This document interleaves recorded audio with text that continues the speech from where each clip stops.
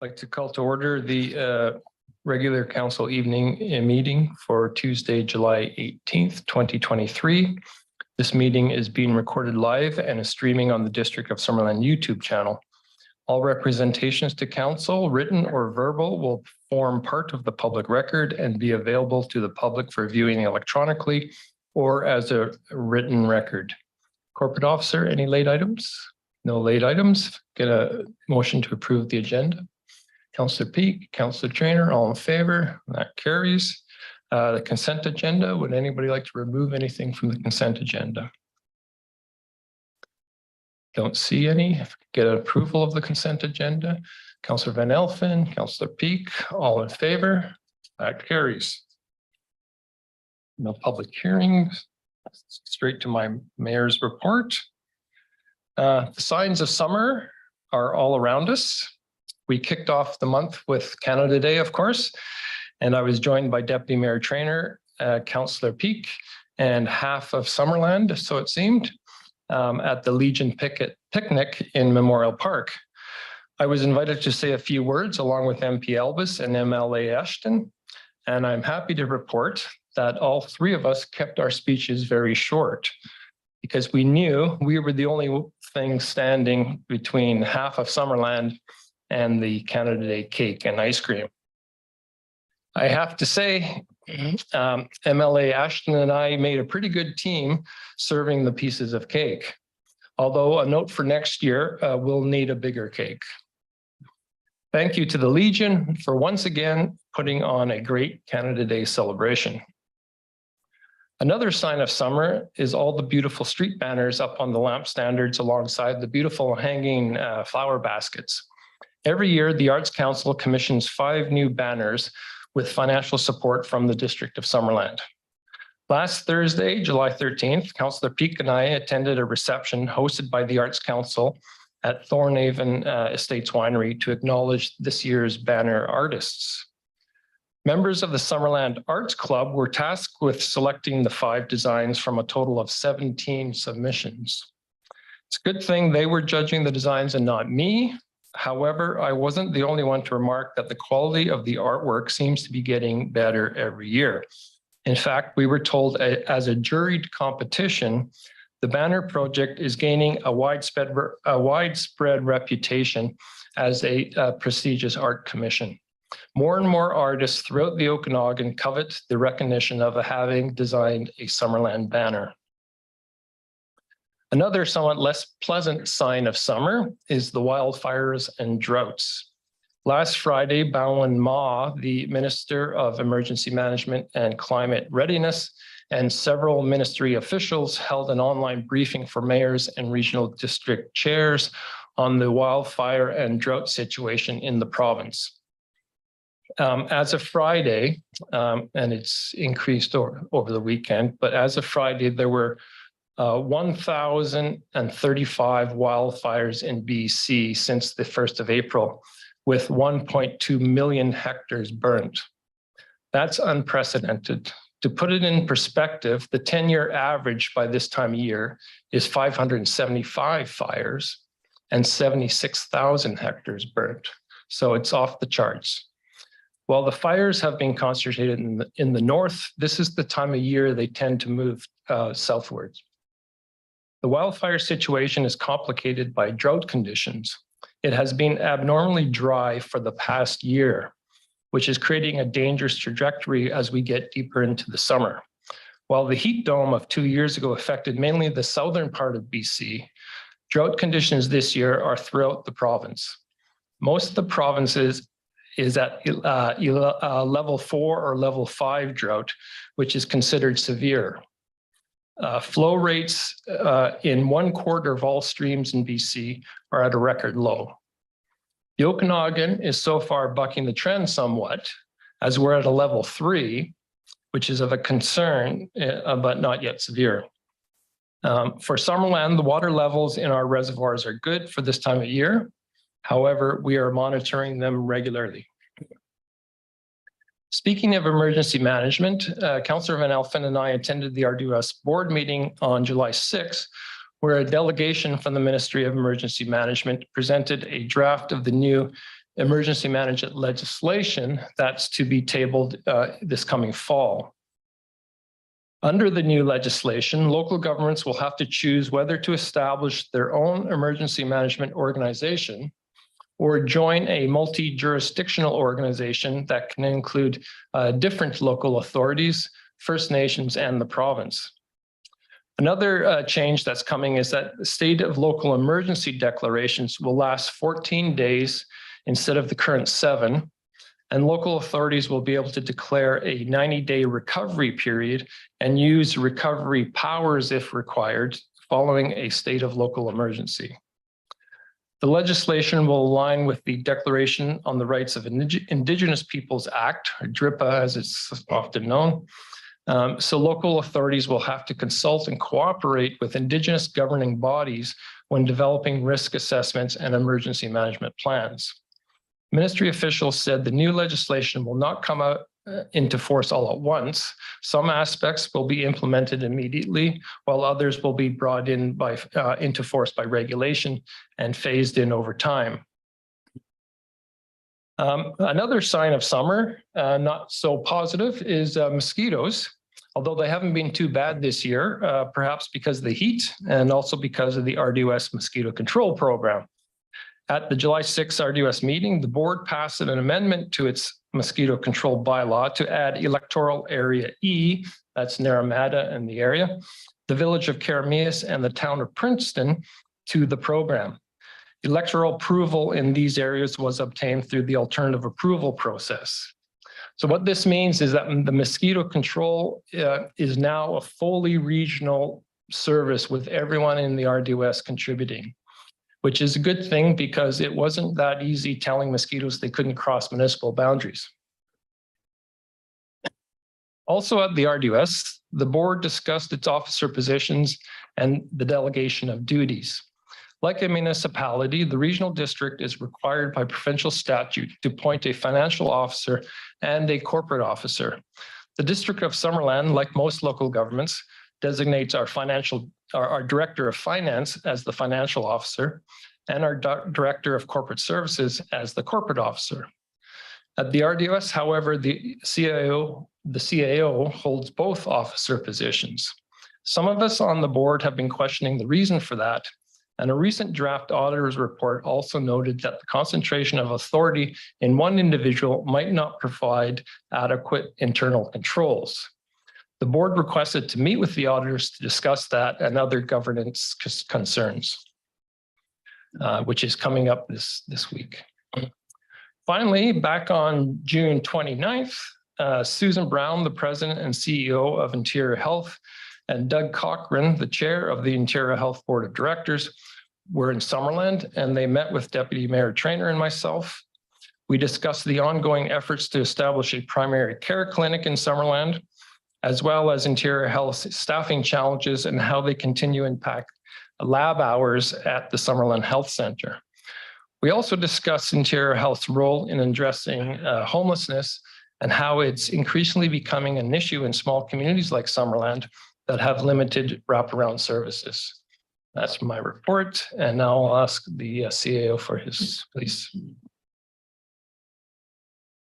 Thank you. Well, we're off to a running start with our compressed work week pilot, and since the beginning of this month, Municipal Hall has been open extended hours, Tuesday through Friday.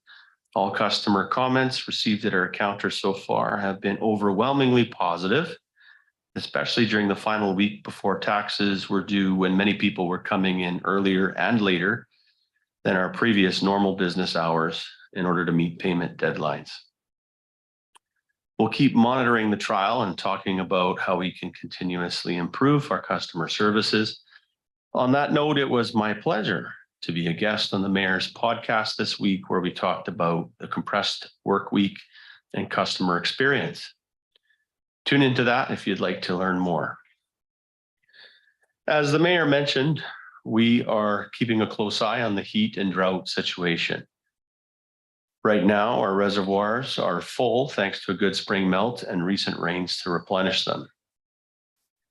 But as we all know, that can change quickly.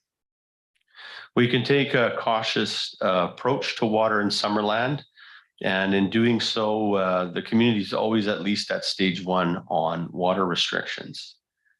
That's the stage we are currently at, and this includes odd even watering days. So for example, if your house number ends in 0, 2, 4, 6, or 8, you may choose sprinkler for lawns, trees, and shrubs on Sunday, Tuesday, and Friday only, but you can use micro irrigation, drip irrigation, or a hose with a shutoff nozzle to water trees, shrubs, or vegetables on any day at any time.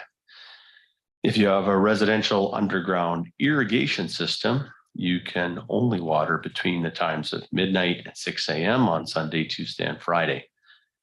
So double check those timers and make sure you are following all the rules. Odd addressed houses would be the same for the rules, but on Saturdays, Mondays, and Thursdays for the use of conventional surface sprinklers. The Jubilee Road project is underway now and will continue through the end of August. Contractors will be installing a water main, resurfacing the road, installing a bike lane, and creating pedestrian-friendly road crossings at the Kelly Ave and Jubilee Road intersection. And speaking of road projects, Giants Head Road from Gartrell to Hillborn is now prepped and ready for pavement. We had initially targeted the first part of July for that work, but it's now being locked in to start this Friday for paving. And once the road is paved, we'll plan for painting within a week or so after, and we'll implement signage standards as per ICBC advice that we have now received for the road. Finally, I just wanted to recognize the great work of our fire department chief and his staff in coordinating the public event at the fire hall on July 8th. Lots of people came out to see the various equipment and to watch demonstrations. Our colleagues at BC Ambulance were also present, which is always a novelty for the kids. It is these kinds of events that help people think about personal preparedness and the importance also of our first responders. And with that, I close my report. Okay, thank you. Council, any questions? Councillor Barkwell. Thank you, Mr. Mayor. There seems to be some confusion in the public about the hours the staff work. Can you confirm for council and the citizens of Summerland that over the course of a year that the staff will be working exactly the same number of hours as they had before the change to the hours at the municipal hall? Yeah, that's right. Over the course of the year, it's the same number of hours based on the way the holidays fall. So no hours less are being worked now than were in the past. They're just being compressed into a different format to extend the hours. And related to that, the number of hours municipal hall is open are the same over the course of the year. Councillor Peak. Thank you, Your Worship. My question is regarding the interior health and discussion you had with Mr. Cochrane and Susan Brown. I hope that council will have an opportunity to have some discussion around homelessness and wraparound services at a future date as well. Yeah, we'll have to figure out how we're going to do that, but we definitely need to. Councillor Trainer. My comment just for CIO stat. I've had a couple people ask me about water restrictions and where they can find out the latest information. So I just went to our website and I don't see it on the homepage. I'm sure it's buried in here somewhere, but would we be able to get just a bulletin put on that's really easy to find and really easy for people to read and understand, and just keep that updated so that people always know what stage we're at? Because different communities are doing different things. And so I just wanted to make it easy for our citizens. Yeah. Yeah, it is on the website. You're right. It probably worked its way down to another layer over the preceding months. So we'll lift it back up. And also perhaps we can do a Facebook post or two just to say what stage you're at with a link to where those are at on the main page. And what days? Yeah, and the odd even, you betcha. Absolutely. Thank you. Thank you. Okay, moving on. This is the public comment opportunity for items on the agenda, which don't have a statutory requirement for public input. So basically, none of the development reports, and which I know doesn't leave much, but don't see any. So we'll move on to the development reports. 9.1 ALC non-hearing residential use. Mr. Baker.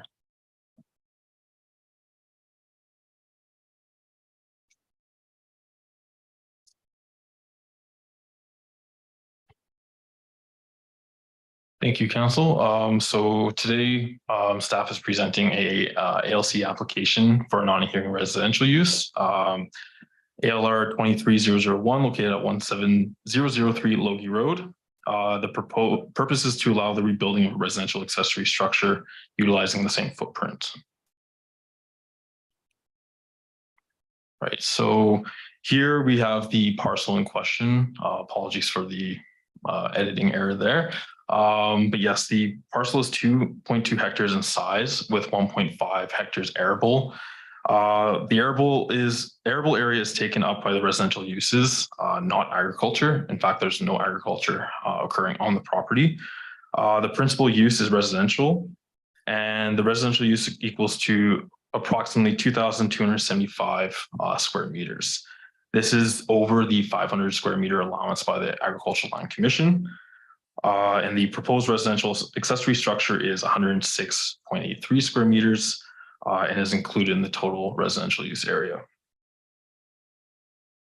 So for zoning, the subject property is zoned A1, so that's agricultural small acreage. This zone allows for a number of agriculture uses to occur, such as greenhouses, livestock, orchards, etc. And because it's in the agriculture zone, it does have a farm home plate provision with a maximum size of 905 square meters. The farm home plate allows or requires all residential uses within it.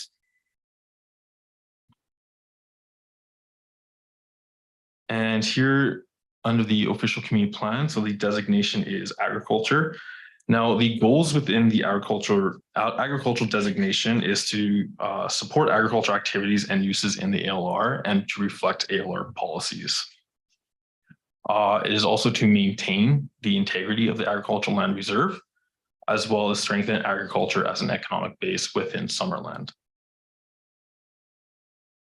Again, obviously, this property is within the Agricultural Land Reserve, and it is subject to the ALC Act and the ALR general use regulations. So this property is unique in that it has a very a steep terrain located on the west side there in the west-southwest. Again, the residential use, which contains the house, the proposed accessory residential structure, is on the flatter area. So this proposal is for a non-hearing residential use. Because the residential uses exceed 500 square meters than what is permitted by the ALC, this is why a non-hearing residential use application is required. Again, it's to replace the existing residential accessory building. Currently, it is dilapidated and is beyond repair. This is why the applicants would like to rebuild it. And just for some quick background, it was built in the early 1900s. The proposals use the exact same footprint of 106.82 square meters. So there won't be a net increase of residential use than what is already existing on the property. So the proposal does not meet the farm home plate regulations in the zoning bylaw. And if council sends this with support to the Agricultural Land Commission, and if the ALC were to approve this application, then a subsequent application for development variance permit would have to come back to council for consideration.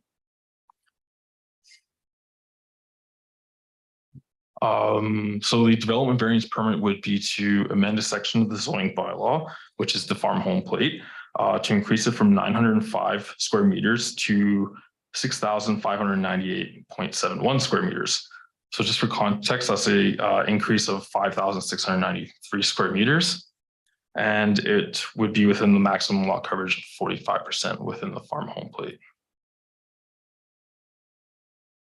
Part of this application requires us to refer to internal departments. So the main comments provided was that of course, a building permit would be required and compliance with applicable regulations such as the BC Building Code and the Fire Code would be required.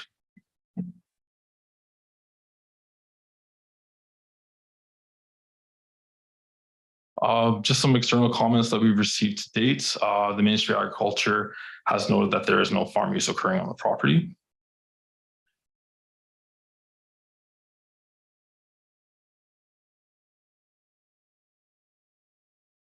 Because this is an agricultural application to the ALC, this application did proceed to the Agricultural Advisory Committee.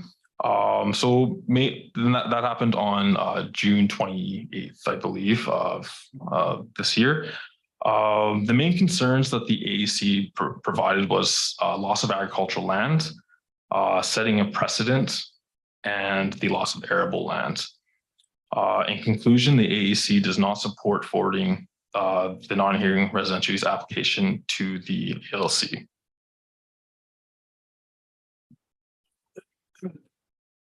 Just some main points to discuss and summarize. So again, this is to replace a residential accessory structure using the same footprint.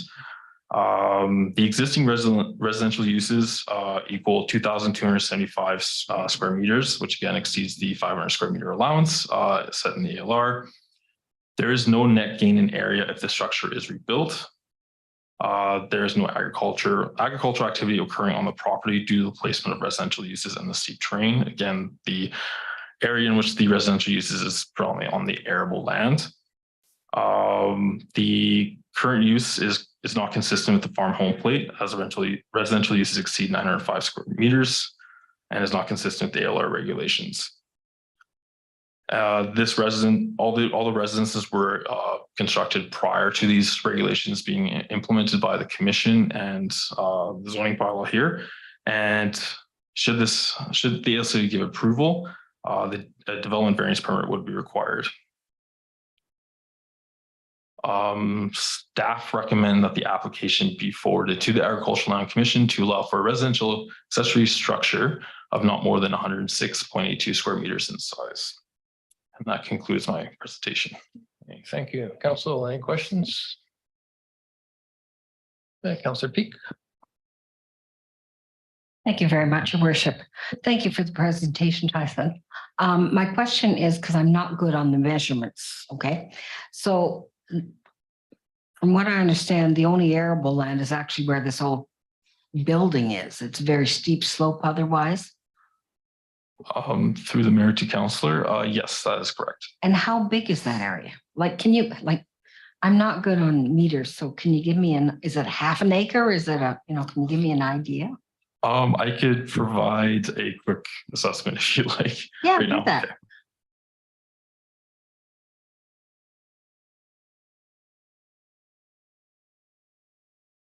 It's hard to be old school.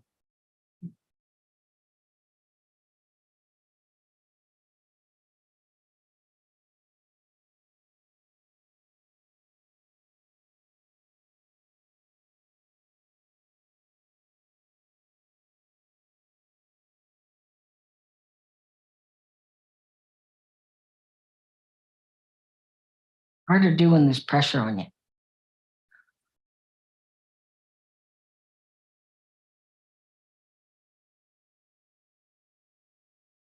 So through the mayor to councillor, yes, it's roughly 3 acres. That is not, that is being used by the steep terrain, essentially. Okay, thank you very kindly. And if I may, Mr. Mayor, there were 3 things that the APC or AAC Commission was concerned with: loss of arable land, loss of agricultural land, and precedent. My understanding is that for planning purposes, there are no precedent. You consider each property or each application as a standalone application. We are not setting precedent. Is that correct? Yeah, through your worship to Councillor Peak, yes, you're correct. Every land use application is treated on its own merits based on the context of the subject property and also the merits of the proposal being brought forward. So there is no risk of our precedent being set. Now, we always recommend the council be consistent, but on their decision making, but there's no risk of a precedent in this. Thank you. I appreciate that. And we are just a referring agent in this particular instance, and we would look to what the ALC had to say regarding this being forwarded to them. Mr. Dillon.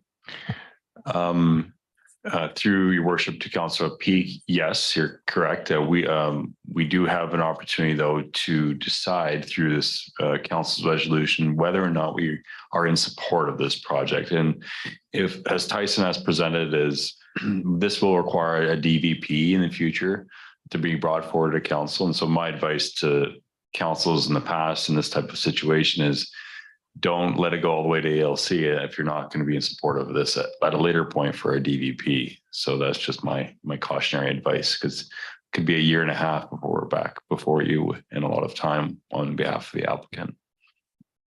Thank you very much, Brad, and thank you, Dyson. It's good to be reminded of our duty. Thank you, Mr. Mayor. Mr. Van Elfen. Thank you, Mr. Mayor. I will be supporting the staff recommendation. Reason being is basically what they're looking at is removing an existing structure, replacing it with a new structure. They're not increasing the footprint whatsoever. To say that it's going to take away agricultural land is not. The only way you'd gain agricultural land if they tore all the buildings down. And that's not their intent. Their intent is to replace a building, same footprint, same size. So there's no loss to ag land. And, you know, I'd go out on a limb and say this is one of those properties that was painted with a brush once upon a time. It's pretty steep property. And unfortunately, the only building area is the flat arable property. And that's what was built on, which made sense back in the day. Now it's in the ALC or in the Agricultural Land Reserve. And they're not asking for anything more. All they're asking for is to replace an existing structure. So I will be supporting the staff recommendation. Councillor Patton. Thank you, Worship. Yeah, I would consider this differently if they were asking for that accessory structure to be residential, but they're looking at it to be a storage garage. So I agree with Councillor Van Elfen that we're looking at existing footprint. There's nothing new. They're not asking for anything except to clean up a derelict building that's on their property. So I too will support to put it through DLC. Okay, would somebody like to bring a motion forward? Councillor Van Elfen. As presented. Okay, Councillor Patton. Yeah, I think let the ALC, I think the more we can let the ALC deal with these under 2 arable acre properties in the ALR, the better. I think we, you know, when you get the reference from the Ministry of Agriculture saying there's no farm use, so we basically don't care. You know, we need some direction from the government. You know, what do we do with these properties? Because they're not serving anybody any purpose. You know, anyway, any further comment? Councillor Van Elfen? It's kind of off the topic, but being that it is agriculturally zoned, they're on a blue box. So they have agricultural water, but there's no agricultural activity because the land is so steep. Should it be in the Agricultural Land Reserve? Should it be zone country residential perhaps? I don't know, but that's another bridge to cross at another day. But right now, all they're asking for is to put another building where another building was. But again, these are these small properties that, you know, we should be taking a look at eventually as we work through them. And I don't think it warrants being in the Agricultural Land Reserve personally. But anyways, thank you. Feel a UBCM meeting coming on here. Okay, I'll call the question. All in favor? It's none opposed. That carries. 9.2 zoning bylaw amendment 3240 Landry Crescent. Mr.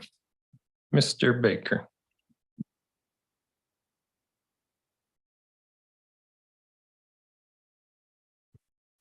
Thank you, Mayor Holmes. So yes, on your screen today, we have another, or rather we have a rezoning application, Z22005 located at 3240 Landry Crescent. The proposal of this rezoning is to facilitate a 48 boat slip for a private strata dock for the use of the planned strata development.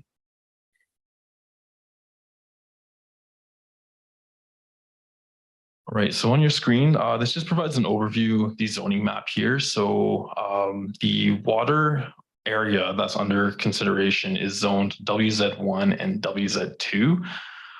There is residential zones in the area. There's also agriculture.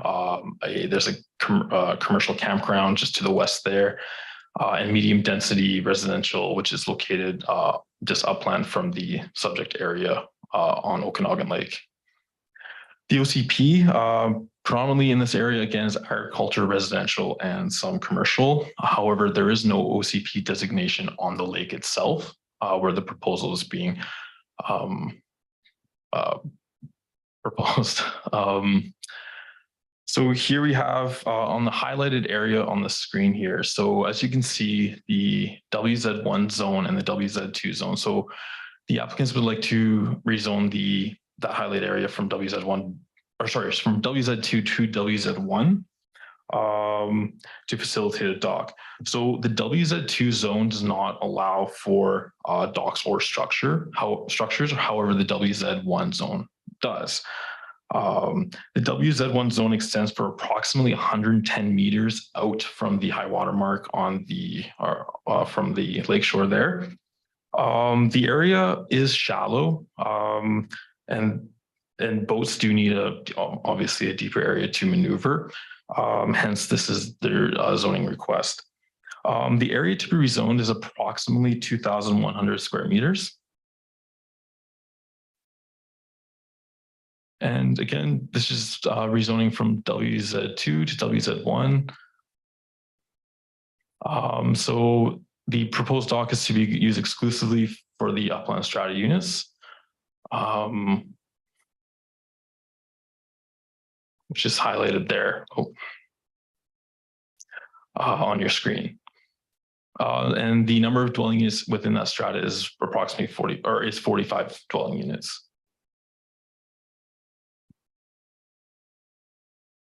So the dock would be 127.1 meters long from the shoreline on Okanagan Lake into the lake itself. As you can see there, the red dashed line.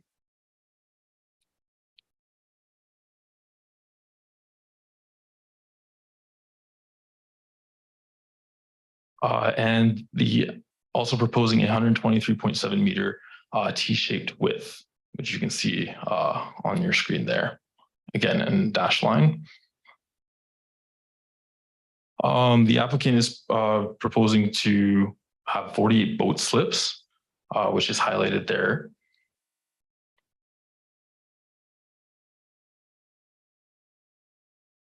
And there's a request for the platform at the very beginning of the dock to be 9.8 meters in width, which is right there on your screen.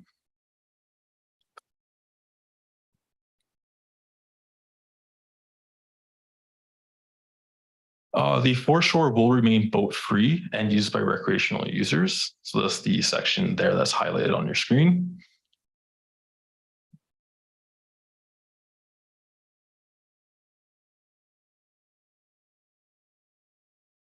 Apologies, the clicker's not clicking. The official community plan. So there's no OCP designation for the subject area on the lake. However, generally our OCP policies support foreshore leases, specifically for uses such as docks or wharfs. And there's also a policy regarding the preserving and protecting community areas.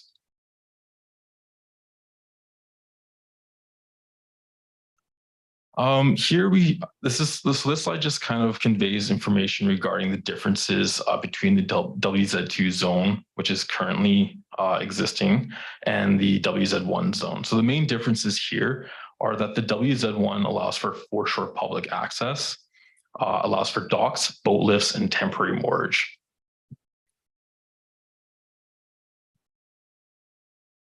So the zoning amendment bylaw itself is to amend the portion of Okanagan Lake from WZ2 to WZ1. This is as with the site-specific provision of allowing 127.1 meter extension into the lake, dock platform that's 9.8 meters in width, and 123.7 meter T extension at the end of the 127.1 meter dock. Again, with every application, we do refer to internal departments. In summary, the applicant would need to meet all regulatory approvals from the province and any other regulatory and legislative requirements as needed. And the proposal would need to meet fire requirements. So this includes staging, access, hose hookups, that sort of thing. External comments. So we have received preliminary approval from the Ministry of Transportation Infrastructure for this application. We also have received correspondence from the Ministry of Forests saying they have no concerns. However, they will need provincial approval as per the Water Sustainability Act.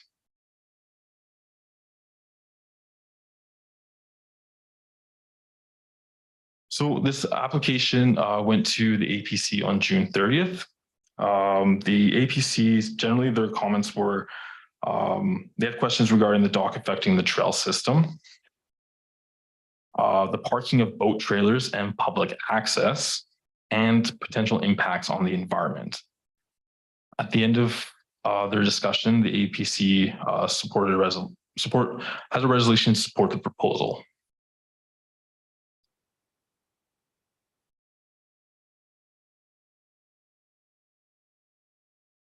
Okay, so the location of the dock, as you can see on the screen here, is located below the high water mark, abutting the parcel just to the south. And the James and Mary Gartrell Trail is located above the high water mark within the riparian area, as you can see on the dashed green line. Riparian protection regulations are from the high water mark to 30 meters upland. And riparian covenant, which the trail goes through, makes up the area from the high water mark to 15 meters upland. So the dock would be highly visible from the highway and the shoreline. And again, the dock is meant to service, is meant to be a private dock for the use of the upland strata, which is highlighted in purple there.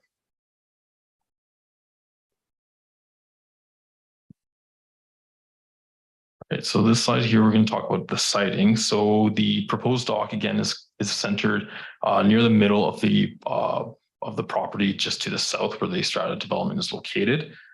The width is 123.7 meters. There's 148.9 meters on the east side and 108.3 meters on the west side. So it's relatively centered for a total of 380.9 meters. The yellow arrows here convey where boats would maneuver from the boat slips kind of on the south side of the proposed dock. And the yellow dashed line denotes the approximate location of the buoys that would restrict boats from entering the foreshore and shoreline area.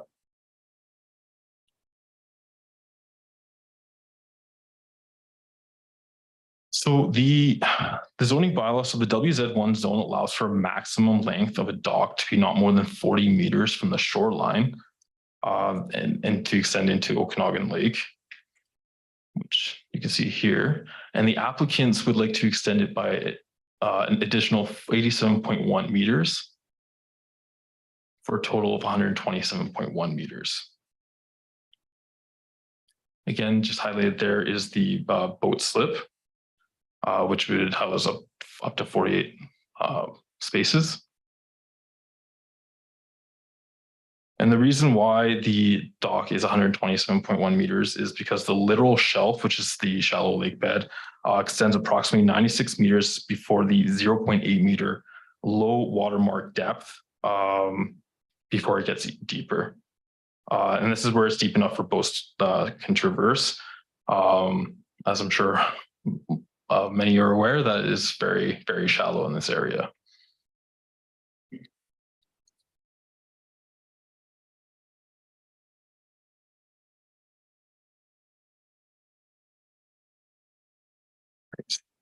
So for the extension to the lake, so I'm just putting my notes here, would maintain the shore and foreshore for public use.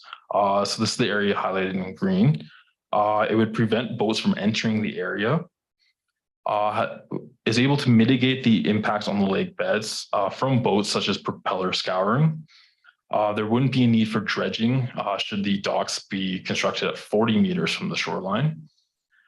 Allows users access to the beach for foreshore and recreational activities such as kayaking, paddleboarding, and swimming.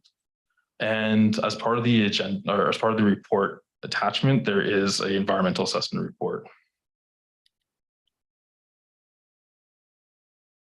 So in summary, the use and siting is generally supportable by the OCP and the WZ1 zone.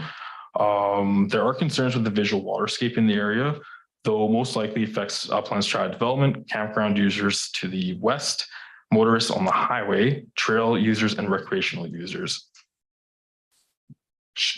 The proposal would reduce the environmental impacts as mentioned previously, would maintain the shore and foreshore for recreational users, and would allow the upland residents the same privileges to access docks and boats that are afforded to other residents on the lake. And staff's recommendation is that zoning bylaw amendment 3240 Landry Crescent, bylaw number 23019, be read for first and second time, and that a public hearing be held on August 8th, 2023 to receive public feedback on the zoning bylaw amendment 3240 Landry Crescent, bylaw number 2023-019. And that concludes my presentation to council. Okay, thank you very much. Council, if we have any questions, and the applicant is in attendance in case there's any questions for them.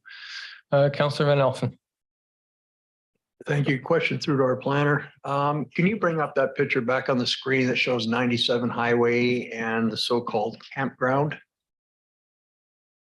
And the yellow line?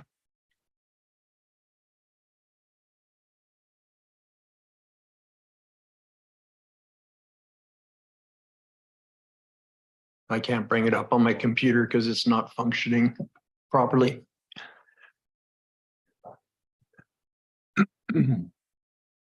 So on that photo there,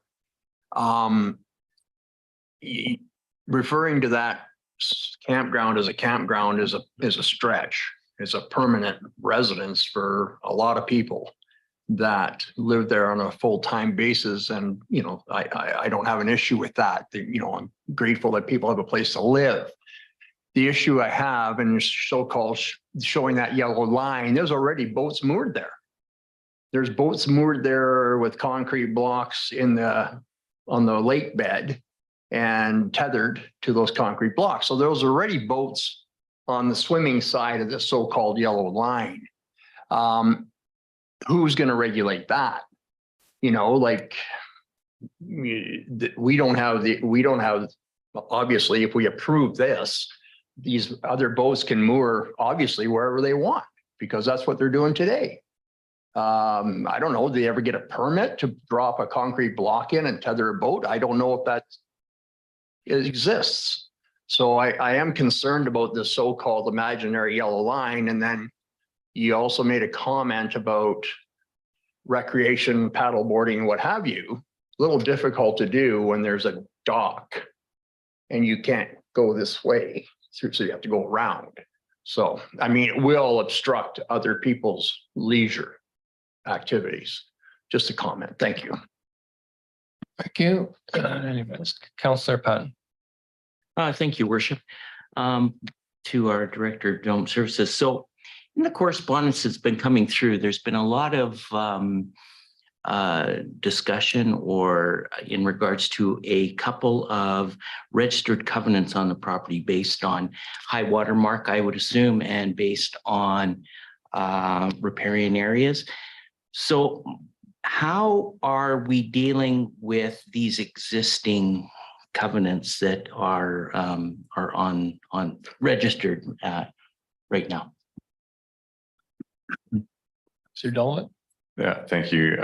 Through your worship to Councillor Patton. Thank you for the question. Yes, we've had a lot of correspondence on that.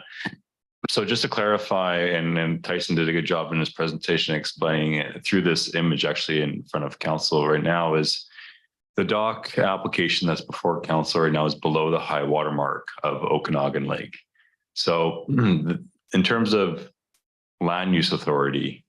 Local governments deal with primarily everything above the high water mark, and the province deals with everything within Okanagan Lake. We do have the ability to zone, and that's the one power we do have within the water, which that's the reason why this rezoning has come forward to council.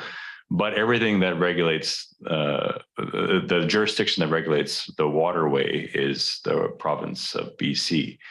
And they regulate that through the Water Sustainability Act. And so in the correspondence that we received from the ministry, this application would have to go to the province with an environmental assessment and also a review of the potential impacts on the environment through the province. And then we would be a referral agency of that application. For the riparian area in this area, so what we define as the riparian area is everything above the high water mark that is on the uplands parcel that's upland of the waterway being Okanagan Lake. So we are responsible, but because of the regulation from the province and the riparian areas protection regulation, to have a protection mechanism for the riparian area up to 30 meters from the high water mark of the lake. And so for this area, yes, there is a covenant on title that goes to the 15-meter mark from the high water mark. That riparian area is being followed by the proposed development. There is as well in the past, staff and council has approved previous development permits for the development to occur that have basically honored the covenant. There's a 15-meter mark that's being, you can see it in their design and what's being developed there right now. It's being protected.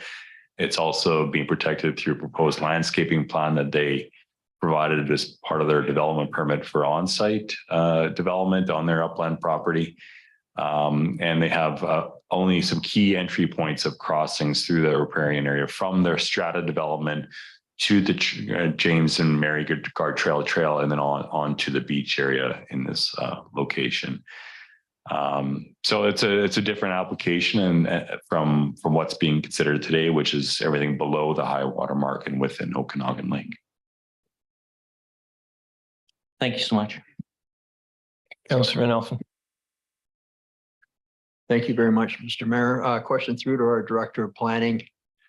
When this originally came to us, this development, and it was passed by council, can you refresh my memory? Was there ever any discussion about a dock? Because I don't recall. I recall that we passed a subdivision development, but I never recall any conversation about a dock. Through your worship to Councillor Van Elfen, there was some preliminary plans provided to staff that there was the intention from the applicant to construct a dock of some form and fashion with the development, but staff was clear and the applicant was clear at that point in time. This is around 2021 when the development permit was coming forward, that that development permit was not going to be considering the dock. In fact, as part of that development approval, and actually the dock's design has changed since that time. We even stamped the drawing saying that this is not part of this approval process. So there was some contemplation by the applicant that there was to be a dock servicing the strata development, but it was never brought forward for council for decision making. Councillor Peak. Thank you very kindly, Your Worship. This is an application about a particular dock with 48 slips, 45 assigned presumably to the properties attached on the uplands, 3 for tourism, etc. I believe Mr. Baker identified there are no launches within the area. So part of this was the idea that people would launch from somewhere else because there's not launching from the shoreline here, and come and have their boats at this particular docking facility. There would be no fueling, there would be no opportunity for that kind of thing. Doesn't look like there's going to be EV chargers for Sea-Doos or your boats because they're now electric boats. It's a still use of the water, but it is intervening in terms of the site of the facility and the use of the open water. If this was not being applied for, how many docks could be put on this shoreline from the dwellings that are part of the subdivision?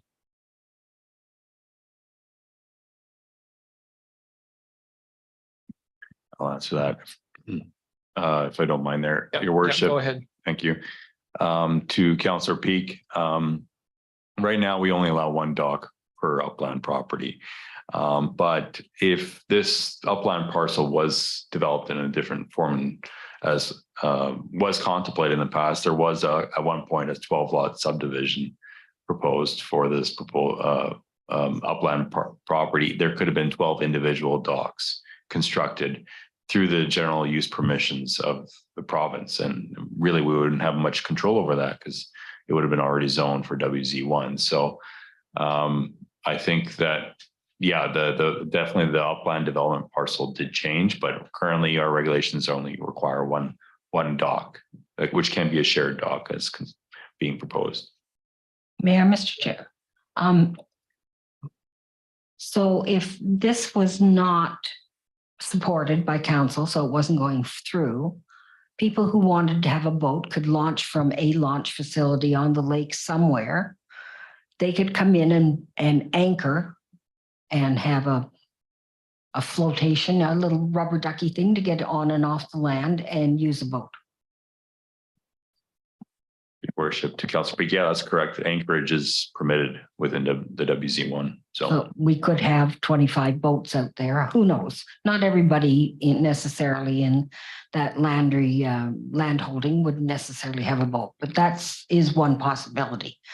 If I might have a couple of questions regarding the parking, would that be okay, Mr. Sure, Mayor? go ahead. Thank you. There seem to be concerns about parking. Can you explain to me what those concerns might be? They were expressed in the opposition. There may be a little bit of discussion in some points in here. So I wondered what the parking was concerned with. Through your worship, to Councillor Peak, I'll try to answer that. So the upland property, first of all, did meet all the parking requirements of our zoning bylaw for those 45 dwelling units that are on the subject property. So all the parking for those units are on the property and is being designed that way. I think there might be concerns with storage of boats and boat trailers. Perhaps that could be more of what the concern might be, but yeah, I think that it would be up to individual owners to figure that out. There wouldn't be a whole lot of storage opportunities on the upland development property. So there'd be a need for another solution. Turn myself back on here. So 8.0, page 88 of my particular agenda, it speaks to transportation and navigation. And it says at this stage, upland development and parking infrastructure is anticipated to be built along with the marina.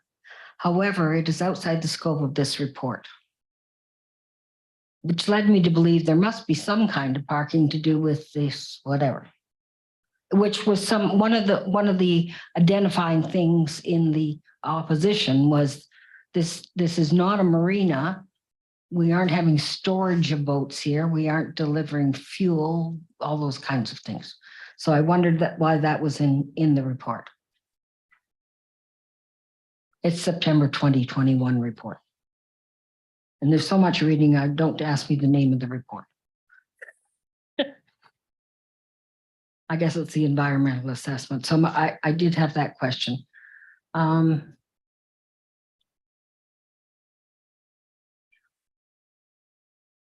If I might, Mr. Mayor, I know I'm taking up time, but No, it's fine. Yeah, carry on. so on page 82 of this section 6.4, it will service locals, residents, and others moving to the Okanagan. This is in terms of the dockage. So how are we servicing other than the residents? I don't quite understand, or why are we doing that? I understand there's 48, so there's more than the 45 residences. Yes. Through your worship to Councillor Peak. I think that there was a general statement. I don't know for sure though, that that there is people moving into Summerland for these units that are for sale that might be accessing these boat slips. I think we can confirm that the dock is for the strata units that are proposed for the upland property owners. So I don't think there would be any type of non-residential use other than those existing units that are being proposed there. So the 3 extra docks are not for tourism? I don't think so. It could be maybe an owner with two boats. Who knows if they're willing to pay enough. I'm not too sure. Okay, and if I may, and again, I know I need to understand. Yep, carry The on. page 83, the riparian band within the property is the most substantial source of habitat value within the property. Now, the riparian band, that's above the watermark, so that's, did you want the number on that? I don't know. It's 6.7, vegetation and wetlands.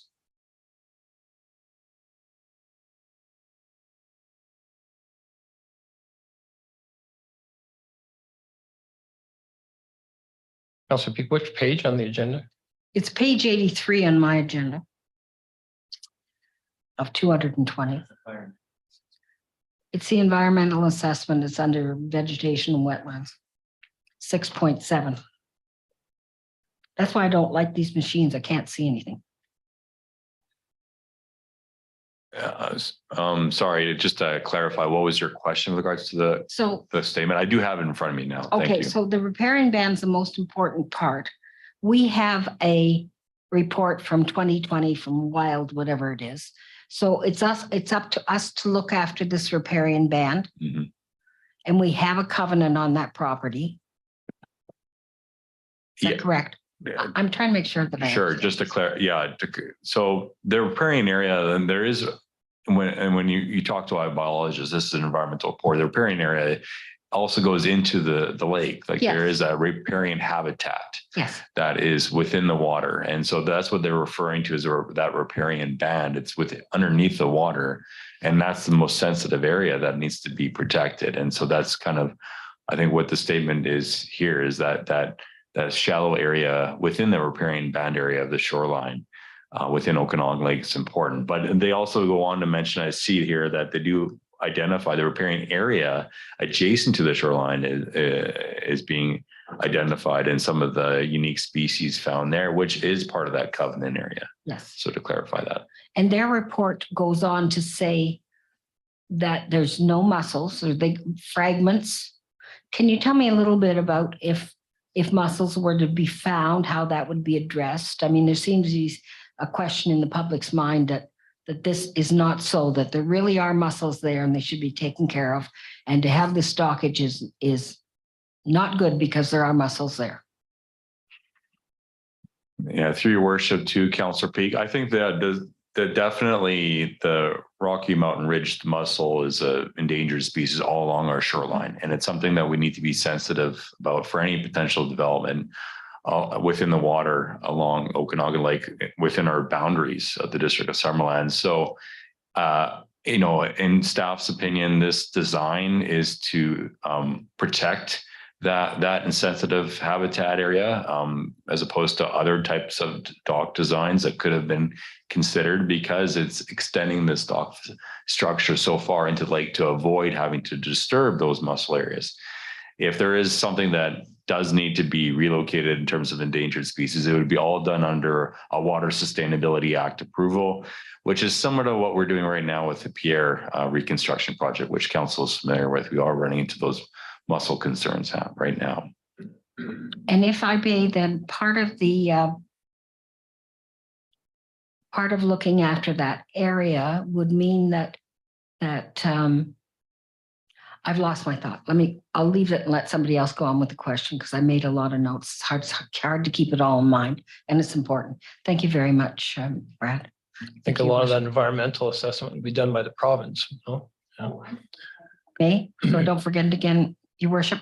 It is a sign that the developer hire a monitor for the construction of this, and that they would pay for that, and there would be random inspections and whatever to make sure of all those things as well. Okay, thank you very much. I'd just like to ask, so the APC looked at this on June 30th. But I understand they also looked at it last summer.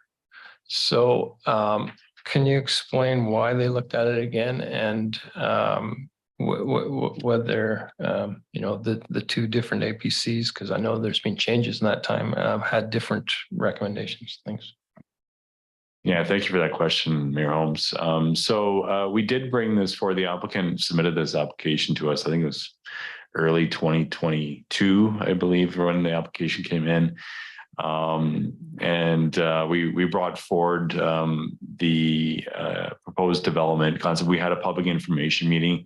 It was it was electronic because of we were just kind of getting out of COVID at the times there at that point in time. And then we brought the application forward to the APC, and there was good discussion at the APC in July of 2022. But following that discussion, the applicant advised us that they wanted to place the application on hold. Considering the applicant's request, we did put it on hold. And then we were informed, I think probably March, Mark of this year, when we wanted to reinitiate the application on behalf of the applicant. So there was a time delay there from when the application was put on hold by the applicant from when they wanted it to be renewed. So when the applicant came back to staff and asked that the application be brought forward, myself as the director recognized that there had been some time lapse since both APC and the public, as well as the council, has been made aware of this application. So I advised them, I think at a minimum, we would like to go back to the APC because we had new members at that point in time on APC and get their opinion on this proposal before it came back before council. So that was the rationale there.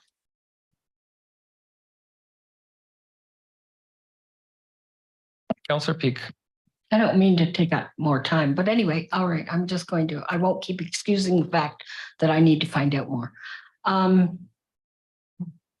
If we were to look at any possibility of dockage for this particular, for this land development, would it necessarily have to be 48 docks? Could we say, oh, well, we might, we would consider something less, maybe we'd go with 10? Is that something we could go back with? Is there an appeal process? Those are two things. Director, Development Services. Yeah, through your worship to Council Peak. We have a specific request in front of us for this rezoning application from the applicant. I think once council provides a direction either tonight or even following a public hearing on how they'd like to proceed on this, there's always options for the applicant to discuss how they want to proceed with a potential dock proposal. There could be options on their part to consider. There's not necessarily an appeal process, but there could be a reapplication after a perhaps design change that brings another application back before council. So it'd be like if a developer proposed a 20-story building and we felt that was too much, you would just turn it down and it'd be up to the developer to come back and with a 6-story building or whatever. I guess it's the same process. Anybody else? Councillor Patton. Thank you, Worship, to our director. So I noticed also in that environmental report that the mussels are in a red zone along the shoreline there. So my assumption, and please correct me if I'm wrong, is that before anything could even happen, if it was to move forward, that a Section 11 from the province would be required. And the same is what we have to deal with our new pier replacement, where the water temperature is 17 degrees Celsius before the mussels could be moved and whatnot. So there's, but this would all be taking into account by the province when they do their environmental assessments. Am I kind of on the right track there? Your worship to Councillor Patton. Yes, you're correct on all the above. Councillor Barkwell. Thank you, Mr. Mayor. Like Councillor Van Alphen, my system here doesn't seem to work for this item. So there was a slide earlier that said inferred that the one of the ministries in the province had already given its okay for this project. And my understanding was that whether it was obviously from this conversation right now, there's all sorts of provincial approvals that would have to be given before it moved forward.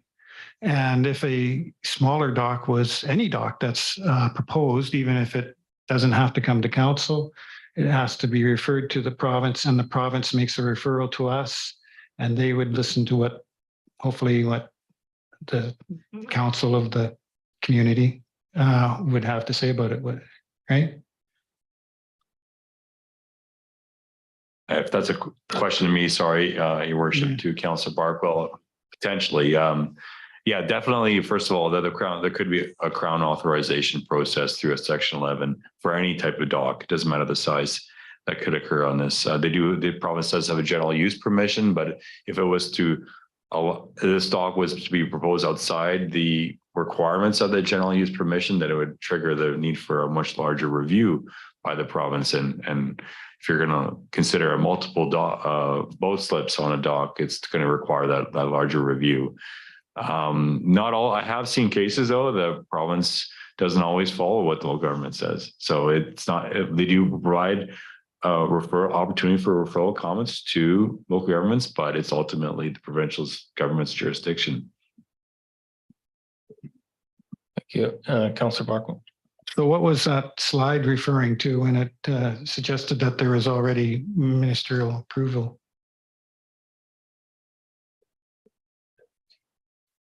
It says approval of the rezoning for 1 year, Transportation Act on April 19th, 2022.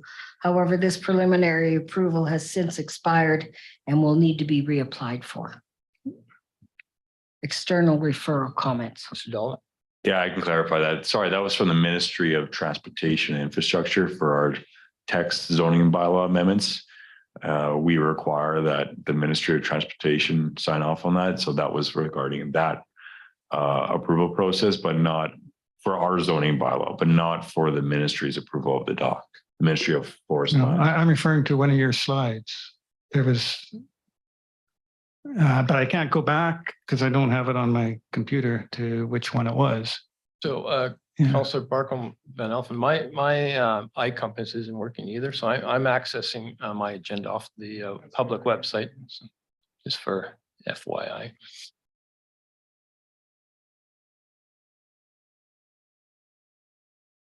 Thanks, Tyson. So this was the external comments. We did get a correspondence from the Ministry of Forest that they had no real concerns with the proposed rezoning because they understood that's our jurisdiction for the rezoning, but that this application would be required to have a Water Sustainability Act approval.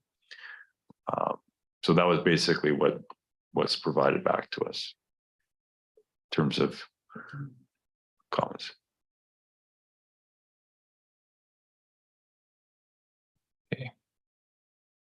Getting into the weeds a bit.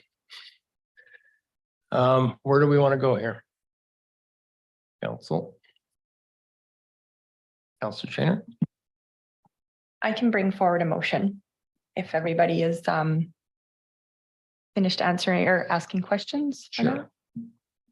Okay, I'm going to bring forward a motion that zoning bylaw amendment for 3240 Landry Crescent, bylaw number 2023-019 be denied. Can I speak to it? We need a seconder. Oh, I need a first. seconder. Councillor Peak, seconds. Okay. Go Okay. ahead, Councillor Shaner. So I don't have a whole lot to say. I really appreciate all the questions that were asked. That really helped some more information coming forward. But I just want to start off by saying, the development looks really nice. I walk by there all the time, and I think the homes are going to be really nice.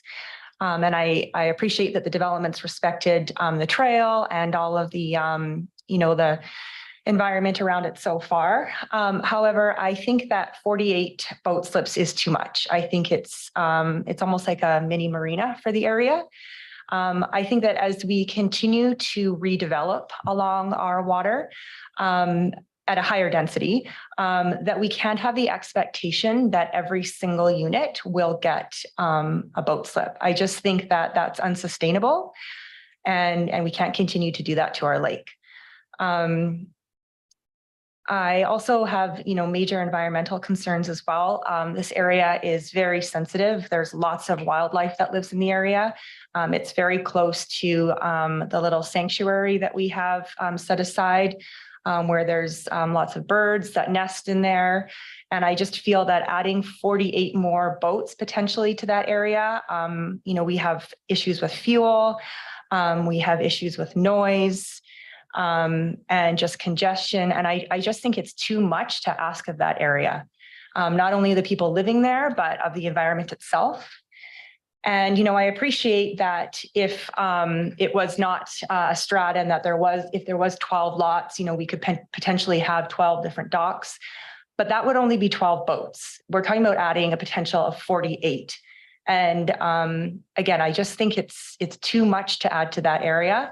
It's our job to kind of think long-term and to ask ourselves, like, what do we want for our lake? What do we want for our shoreline? And again, I think the development's really nice. I appreciate that the developers have put a lot of effort into this, but unfortunately, it just doesn't change the fact that we have a responsibility to look after the lake and to look after the environment there and to look after the people that already, that live in Trout Creek, and even the homeowners are going to be moving in as well into that new development. So for those reasons, I won't be supporting this. I will be supporting what I put on the table, but I will not be supporting the dock as it stands. Corporate officer. Thank you, Mayor. Just a matter of procedural fairness. Since it is a negative motion that's been put on the floor, the applicant should be given a chance to address That's council. correct. Okay. Right. Should I So- have done? I'm sorry. No, it's okay. It's all good. So I would ask the applicant if they wish to come up to address council. Thank you. Thank you very much, Your Worship, members of council. I do appreciate the opportunity to speak to the proposal. Your Worship, the dock proposed is certainly an integral part of the project, which I think we're all enjoying seeing shape up and become a lovely addition to the Summerland landscape. We have put a lot of thought, as mentioned, into the proposal. And of course, the environment has been the key driver here. You've seen the environmental report. The fact that it is a long dock, we certainly acknowledge that. And that is not by desire, that is by environmental purpose. And there's a 0.8 of a meter requirement for prop scour, which I know staff have certainly mentioned. And that's what's driving this. So the goal here is to ensure that the boats are kept in an appropriate and safe way. I mean, when you go by the property, I'm sure you can see today, because I know it's still there, there's a sailboat that's washed up on the shore, and we have a problem, right? I mean, we look at the moorage buoys that are illegally anchored off on the shoreline. Those are illegal. They cannot stay longer than, I think it's 24 or 48 hours per Summerland's bylaw. So, the need is there, the challenge is there, and certainly we see this as a proposal to try to solve the problem. Some of the things that haven't been mentioned is that the dock is a partnership proposal with the Penticton Indian Band. So we have their full support, and I believe that was in the package. So the Penticton Indian Band has asked Summerland to provide their positive recommendation to this proposal. And again, part of reconciliation and certainly doing the right thing in terms of partnering with the Penticton Indian Band. We've also worked with the neighbors. Spent a lot of time knocking on doors. We do have the RV park to the west. We have the agricultural parcel to the south, and also the nearest single family home to the east, all providing their overwhelming support for the dock. And again, most of that's in recognition of the traffic piece. We certainly have heard about the boat launch challenges. So this is to enable new residents to Summerland to have a place to safely put their dock in the water. And we feel it's the right thing to do. At the Advisory Planning Commission, when they granted their support to the proposal, we did have our environmental consultant there. And if council wishes to send this to a public hearing, of course, we'll do that to answer the environmental questions. And just to highlight that the environmental report did clearly note that this stretch of foreshore is a clear zone. So there's no environmental or fisheries-based challenges.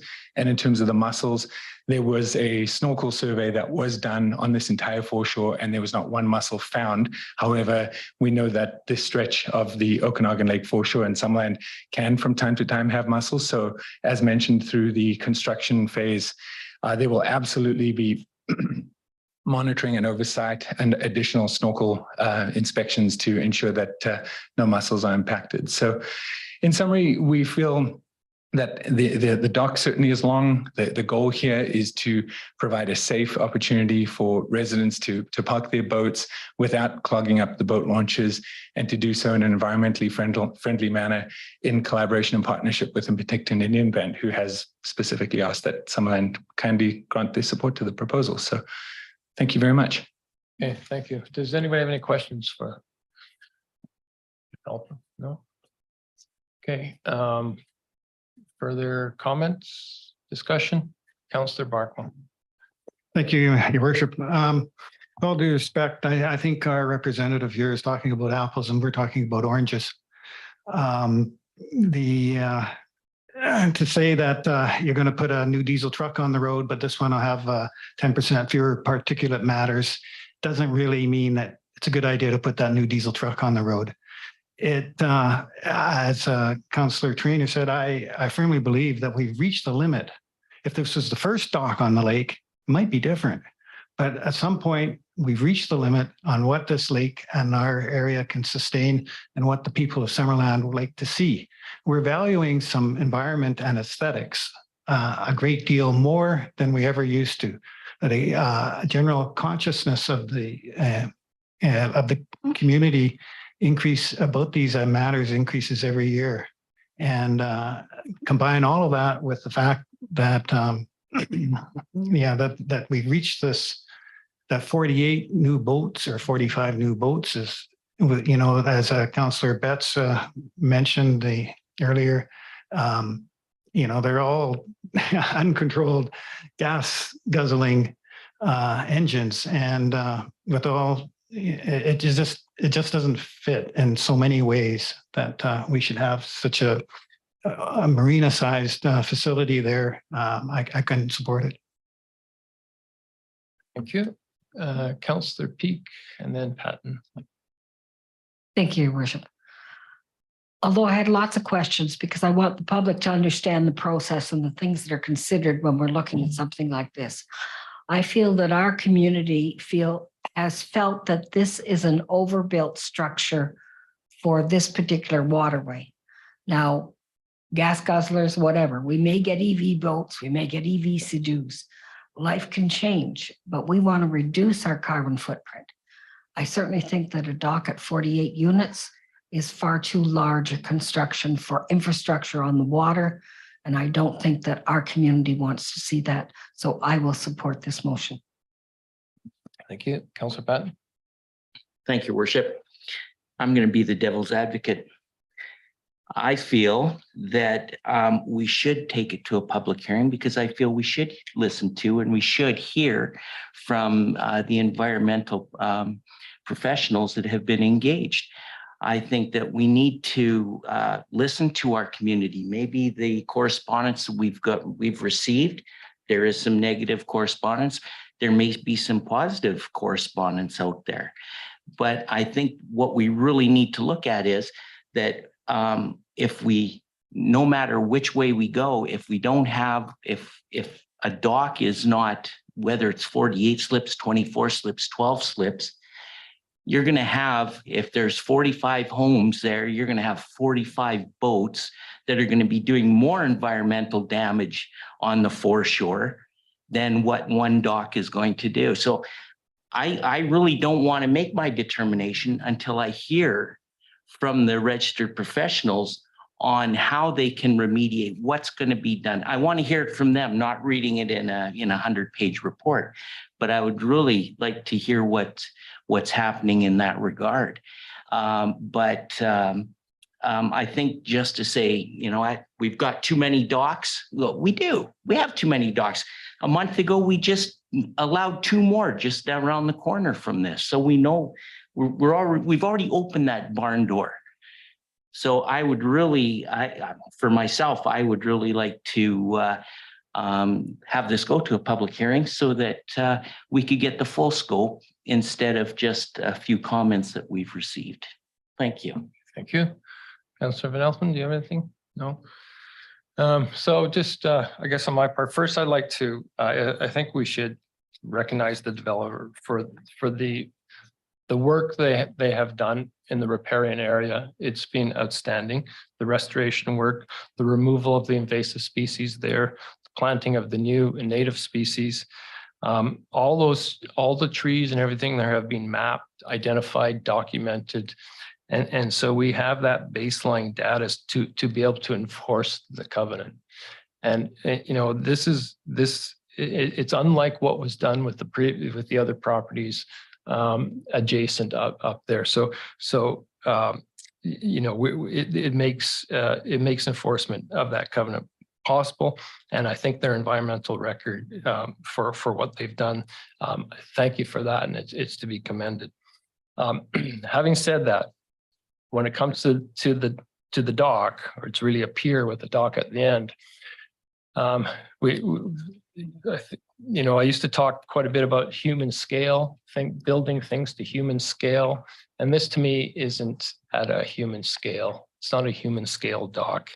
It's what we received one comment from today. I think somebody said the lake is not a parking lot, and you know, I kind of,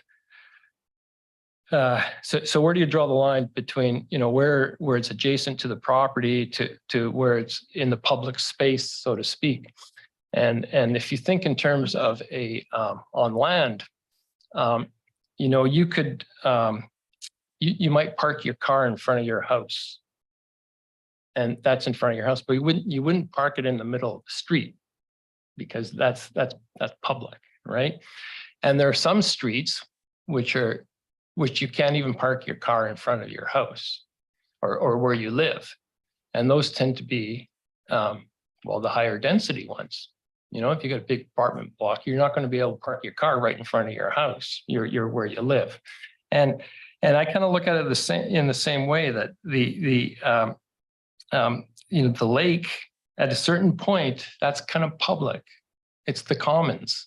You know, it's and it's in our OCB that we preserve and protect the public areas. And to me, that's too far out into the public area. It's space for everybody. And as Councillor Traynor was saying, as we increase density on the lake, and I understand people want to live by the lake, and I get that. And it's a good thing that we're increasing density on the lake, so more people can do that. But that you can't necessarily mean that you've automatically, that translate as we increase our density, that translates into boat slips as well. I just don't think we can make that parallel. It was easy to do when they're all single dwellings along the lakeshore, but when you have this increased density, we have to change our thinking in that respect. And just the final thing I just need to say is that there's a feeling that these sort of things should be part of the approval of the whole development, that we should get the full picture the first time round, and not parts of a development that come to us later. And because it gives the impression, whether it's correct or not, it gives the impression that we're trying to sneak something through, which isn't the case. And I know that's not the case here, but that's the impression it gets. And I really think that we, in the future, when we have a development, we need to know what the whole thing is going to look like, not what this is going to look like now and and then 2 years later, an add-on. I think I don't think we like it. I don't like it. I don't think the public likes it. And so all those things, that's my thing, and I support the motion on the table. Councillor Van Elfen. Thank you, Mr. Mayor, and that's why I asked the question. I don't recall it coming to council when we did the first approval of the subdivision. And I'd like to know the full picture from the get-go. Because if I would have known, I don't think I would have supported the development if this was part of it. Now, if it went through, once it's through, we have no control. People can pack their own fuel down the dock. They can pour fuel in their own boats. It's not a controlled atmosphere, where the marina is a controlled atmosphere. I can back my boat in, get fuel, go out, enjoy the day, bring my boat back. I can leave it there. I can load it up and take it home. I have those options. We look what's going on right next door to it. Like the gentleman said, we got a sailboat that's laying on its side. We got boats moored all over the place. Yeah, I don't, as a concern that I have there, you got the so-called swimming area that we'll have no control over because they can park a boat in there, obviously. I think it's too much. I mean, if anything, it's a conversation for the future, but instead of all these one-off docks, I think, do we look at a larger marina to accommodate boats other than having them on your own personal dock? The Okanagan is going to keep growing and growing in population. And how many more boats can we sustain, and private docks? So I can't support it. Sorry. Thank you. Councillor Barkwell. Thank you. I go back to some of the more qualitative aspects and what sort of community you are, and use an example that may or may not resonate with too many people. But if you look at take two places like Lake Havasaw and Lake Placid. Lake Havasaw, you could probably walk from one side to the other, from one boat to another. That's their mindset. That's their priority. You go to Lake Placid, beautiful still. And it's not like there isn't any development pressures, but that's what they've chosen for their communities and that area. And Summerland is much more of a Lake Placid than a Lake Havasaw. We've seen enough. They're not, by Lakeshore, they're not making it anymore. This is probably the last development in Summerland on the Lakeshore. And this is where it stops. So. Yeah. Okay, I'll call the question. All in favor of the motion to deny? That's most of us. Those opposed? Councillor Patton's opposed. The motion is carries. 9.3 zoning bylaw amendment for 1719 Britton Road.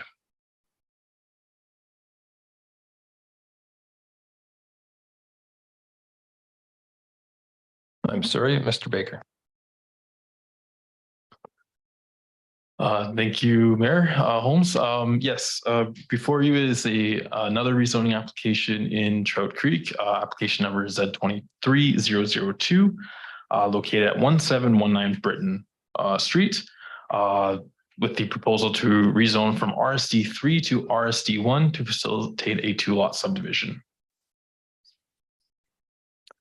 Again, before you are the maps of the zoning and OCP designation here. So when looking at the zoning, is predominantly residential.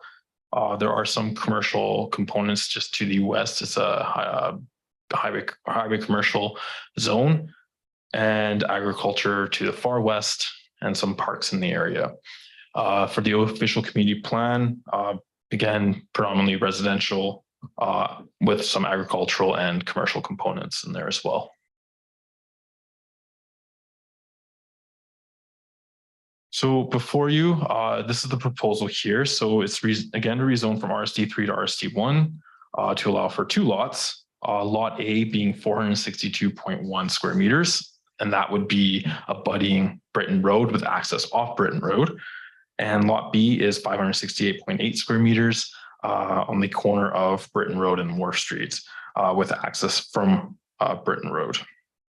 The proposal is consistent with the RSD1 zone and does meet the minimum lot area requirements of 400 square meters. or sorry, 460 square meters, apologies.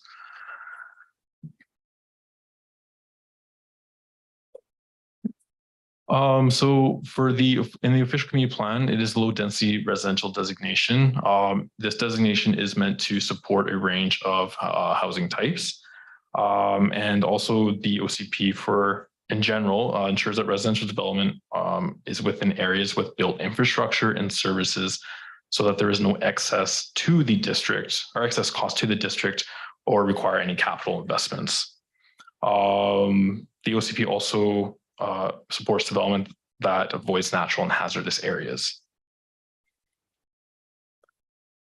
This is just a review of the zoning bylaw. They're pretty similar in principal uses, which is single detached residential dwelling and accessory uses as well, which can include, of course, your common garage, shed, carriage house, secondary suite, etc.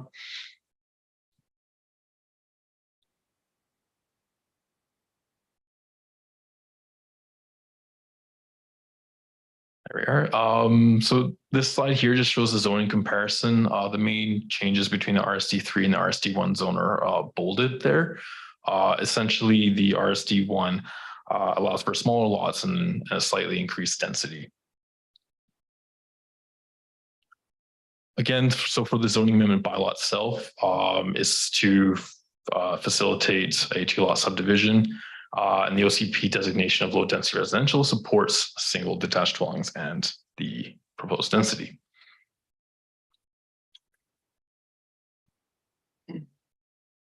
So for internal referrals, just main comments in summary is that the proposed development is outside the 10 minutes fire department response time.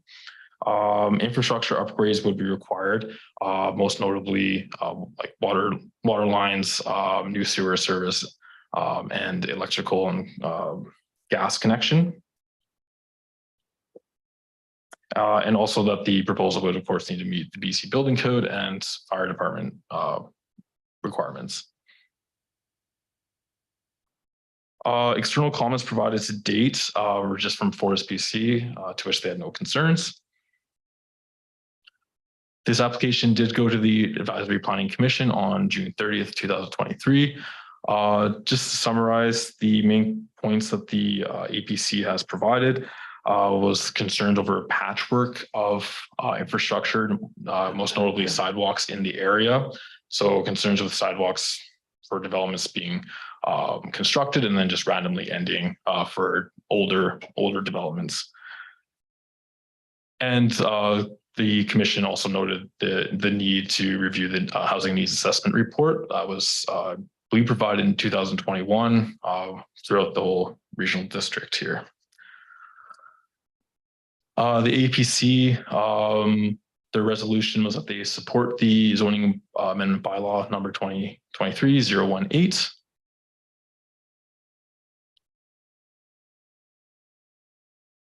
Just a rundown of the discussion here. So this application is within the urban growth boundary.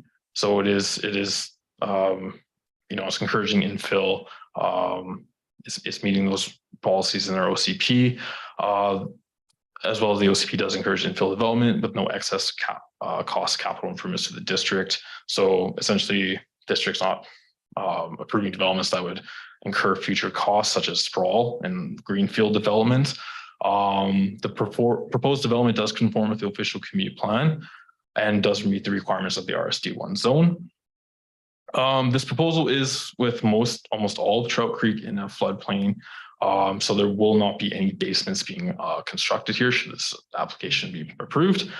And it is consistent with other rezonings in the area, most notably Nixon Road and Wharf Street, which created 21 lots, Lighthouse Landing, which created additional 21 lots, and Traffic Place, which created 19 lots. Staff's recommendation is that zoning bylaw amendment 1719 Burton Road bylaw number 2023-018 be read for a first and second time, and that a public hearing be held on August 8th, 2023 to receive public feedback on the zoning bylaw amendment, bylaw number 2023-018. And that concludes my presentation to council. Okay, thank you. Any questions?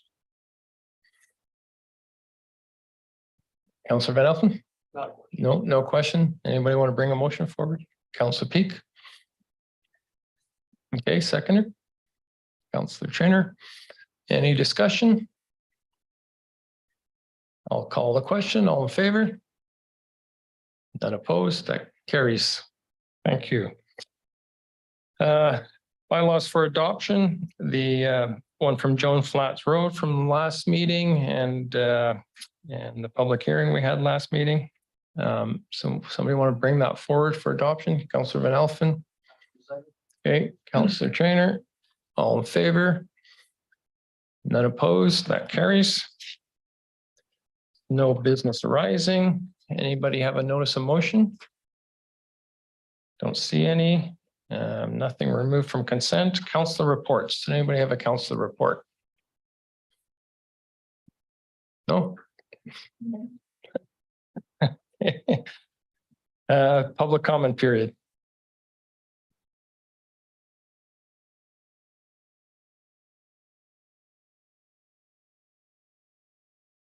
Hi, Council, Brad Besler.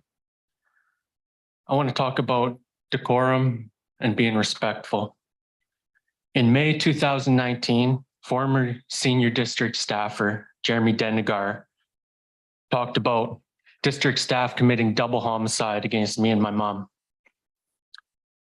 In August 2019, Councillor Van Elfen and Councillor Patton described the Besler family as radicals and nutcases. And this was done to justify the district's bad faith with respect to Thor Clausen's mushroom variants. Radicals and nutcases, that's pretty serious name calling and bullying. In November 2021, when it was announced in the media that I intended to run for council, Councillor Patton emailed this information to other councillors, and Councillor Doug Holmes responded to other councillors. The dream team, Mayor Boot, Councillors Besler, and the other names are redacted because I obtained it through an FOI.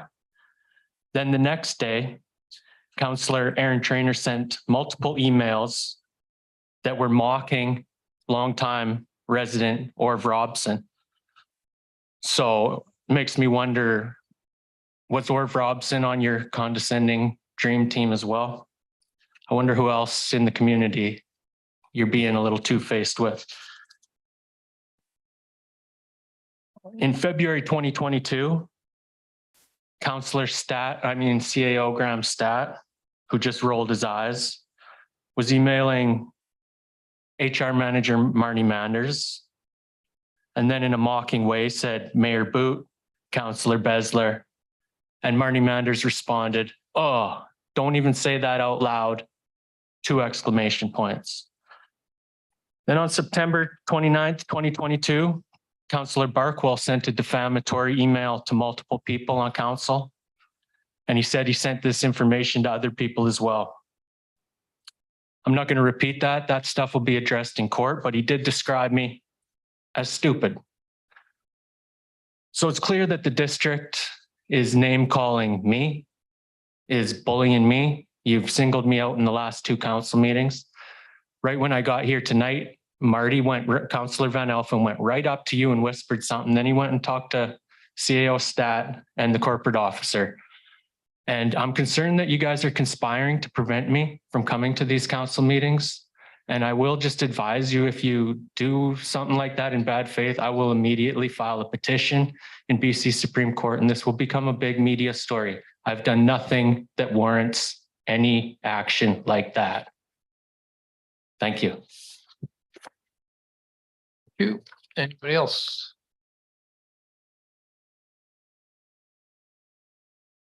Marianne McDonald, 6505 McDonald Place. Councillor Van Elfen pointed out something very good, and it goes along with what I am going to say tonight. And that is that I don't feel that all the information is provided to council's council members when a proposal comes through. And one of the things that I have to say is I'm not sure whether it was an oversight or staff were unaware of the restricted covenant document on the Landry foreshore, but it was not presented to the Advisory Planning Commission at either time. Whether it would have changed the decision is unknown, but I do believe an informed decision is made from having all the facts, not just those that are cherry picked by staff. And council has a number of key strategic projects that are complex, as stated by the CAO.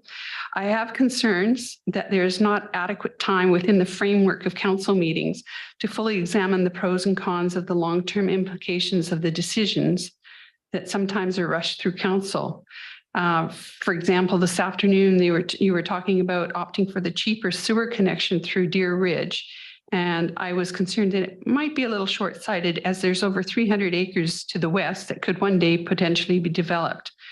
And I think each and every decision that you make, I think that sometimes your meetings are a little too packed. And as far as the dispute about Councillor Trainor's funding for the UBCM, I believe a per diem would have solved the problem. There's no dispute about allocation of funds then. And I don't care whether she takes her family or not, but that if there's any upgrades, I think that should be at the councillor's expense. Thank you. Okay, thank you. Get a motion to adjourn. Councillor Van Elfen, Councillor Barkwell, all in favor?